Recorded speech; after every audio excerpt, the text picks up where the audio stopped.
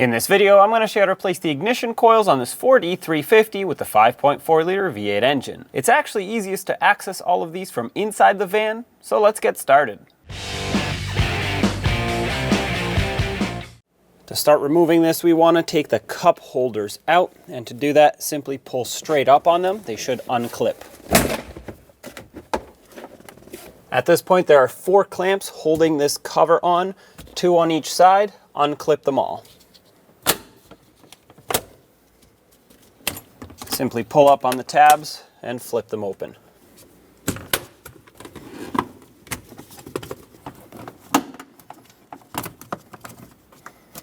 Now you'll be able to pull this up and out.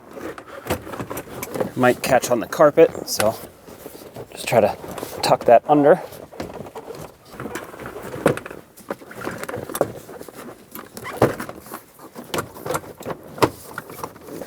Now lift it and move it out of your way. Now at this point you have access to all of them the same exact way, so I'm only going to show you how to do one, and that being this one right here. Take a 7mm socket with an extension and remove the bolt that holds the ignition coil down on the intake.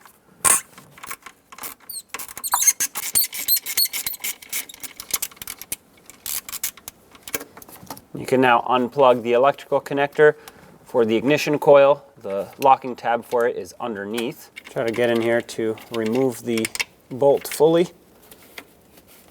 Now from underneath the connector, press on the locking tab and pull the connector off. Now you can remove the ignition coil. Simply pull up on it. Sometimes they get stuck from all the heat cycles, so try to pry it, but obviously try not to break anything. There we go. That popped out. There's your ignition coil. Install your ignition coil. It's a good idea to put some silicone paste or dielectric grease on the end of it. This one already has a little bit, so I'm all set to drop it right down in. Fish it right underneath the fuel rail. You want to make sure you press it all the way down so it seats on that spark plug. That silicone paste will also help with it because it'll slide in. Carefully put the bolt back on that secures the ignition coil and tighten it up. Give it a quick snug, about 1/8 of a turn after. Bottoms out is plenty tight for this. And reconnect the electrical connector. Make sure that clicks and isn't going to pop off. At this point, you have plenty of access to do the rest of them. You just have to reach a little bit further back. And the exact same procedure applies to the other side of the engine. I always recommend replacing all of these in pairs, all 8 at a time. Bring this back in.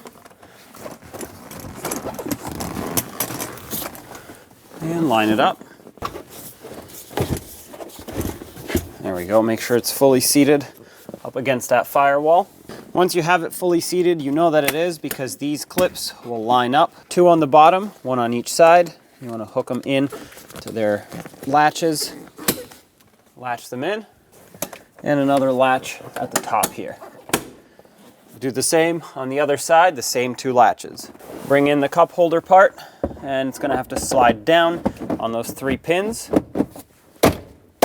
Tap it in. As long as it's secured, you're good to go. When only the best will do, demand TRQ. The only company that lets you view before you do. TRQ is committed to offering the highest quality aftermarket auto parts that are engineered for peace of mind. Thanks for using and viewing with TRQ.